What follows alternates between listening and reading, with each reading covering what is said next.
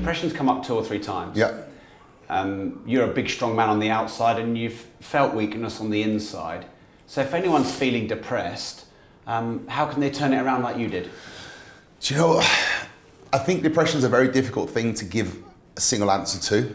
For me, I found goal setting absolutely imperative. It was something that once I realized what I wanted to achieve, and by feeling the success, it allowed me to overcome the daily depression, which I think there's different levels of depression. I think that the problem with depression is that people sort of judge it as a weakness. Now, I'd like to judge it as actually a strength, and it sounds weird, but for me, I feel depressed when I'm not being successful or I'm not doing something. So if you switch it around on its head and look at it like that, it's like, well, okay, well, you're depressed because you're not being progressive, which actually means you're a very focused, determined person who wants to be successful, and you've got ambition. You're just not doing the right things, which is why you're feeling shit. So when you start changing the mindset of what is depression and why you're feeling depressed, well, I'm depressed because I'm not this, or I haven't got the car I want, or I'm living in the house that I want to live in, or I'm not doing the things I want. Okay, that's fine. And to feel depressed because of that is okay, but what's not okay is having a path that you can take to get there. So break it back into stages. Why aren't you driving the car you want? Well, you're not driving the car you want because you're not doing the job that you need to do to pay the money, right? Well, what do I need to do to get that job? Okay, well, I need a job X, Y, Z, whatever it may be. Right, well, how do you get that job? Well, that goes back to the education. Right, well, start there. Start back. Rather than it just being, oh, I'm just depressed, there's no tomorrow. Actually look at how you can use tomorrow to make the day after even better. And I think that's where my fitness really comes into play, because I've seen the changes that can happen, whether it's sports or on a personal level. I hated the way I looked. All right, well, I'm going to go into the gym and I'm going to change that. But it didn't change overnight. It was something that I had to plan for 12, 18 months, and started to get changes over the time. And it's the same with education. Do you know what I mean? If you want to have a job that pays well, you're going to need to understand how to do that job. So go back to the start, research it, educate yourself in it, start to put yourself in the right places with the right people, start to make a network for yourself and grow it that way. And then, because you're actually focused and busy on something, you haven't got time to be depressed. And you feel that, I think being progressive is the best medicine you can take for depression. I think the worst thing is when you're depressed and you go to the doctors and you get given something to make you feel happy. Because ultimately you're just putting a bandage on a massive wound that's not going to ever help it. And a lot of the medications can actually probably make you less productive. Would you call yourself a businessman?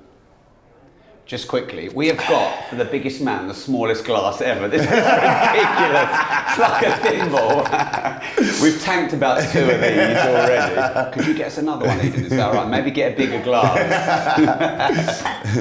I'd say, I studied marketing and business at A-levels. Yeah. And I only took it to A-levels purely because when I was at the age, I then went more into the sports with passion.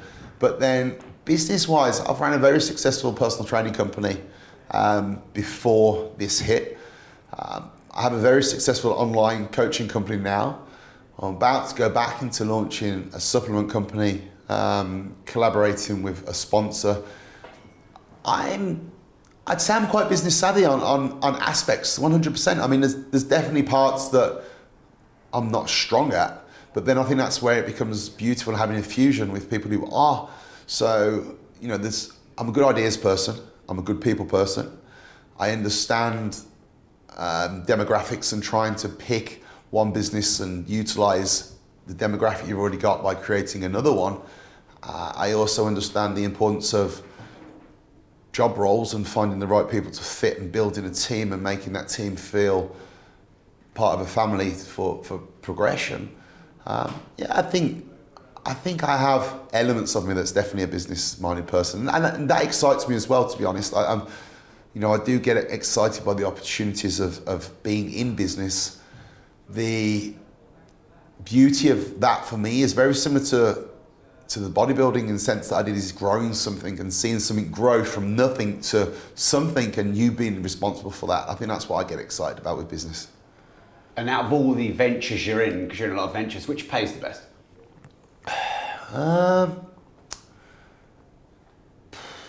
It's difficult. I mean, films are like one-offs that pay very well. But then off the back end of the films allows me to create the sponsorships. Sponsorships pay very well. The online coaching pays very well. I'd say the ability at the moment to make the most money will be from the fitness industry and through the coaching and the supplementation. Definitely. My issue and my problem has always been the same in the sense that my morals might be too high to make the most money. And when it comes to bringing out supplementation and supplements in general, I'm very adamant that I'll only push what I genuinely believe in. And there's a lot of supplements out there that aren't necessarily what they are all hyped up to be, but they're great sellers. And so that's my stumbling block. But also at the same time, I don't think that's a bad thing, because I'd hope that people who follow me and know me then will trust me, and they will appreciate the fact that I'm a very honest person when it comes to a lot, to be honest. I'm not someone who tries to missell something or someone who tries to Thanks, Eden. over fantasize as well. Thank you very much. Over fantasize a situation, because ultimately, from experience, it comes back to bite you in the ass. And I think the best thing you can do is to be honest and to be genuine and just be passionate about something. Do you know what I'm picking up here, and let's talk about it quickly. Short term versus long term.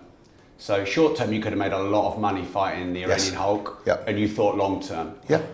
Short term, you were depressed, but you set goals for the long term. Short term, you could cash in and sell some stuff you don't believe in, but you thought about your reputation for the long term. So would you say you're a long term thinker, and is that an element of success? Yes, I think so now, especially, but I think children changes that. Subconsciously, I think it does, because you're like, okay, what I make this year is great, but what can I make in 10 years' time?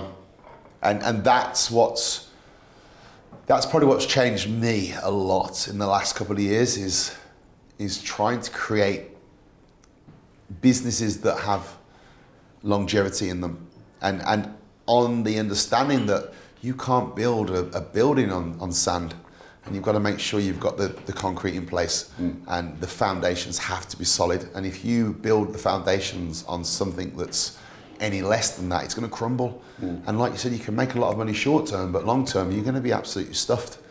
So I think that's definitely,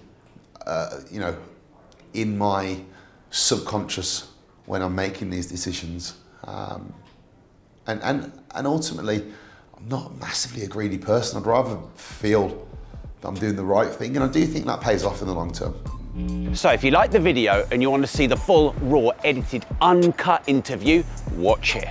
Don't forget to like this video, subscribe to the channel, turn the notification bell on, and remember this: if you don't risk anything, you risk everything.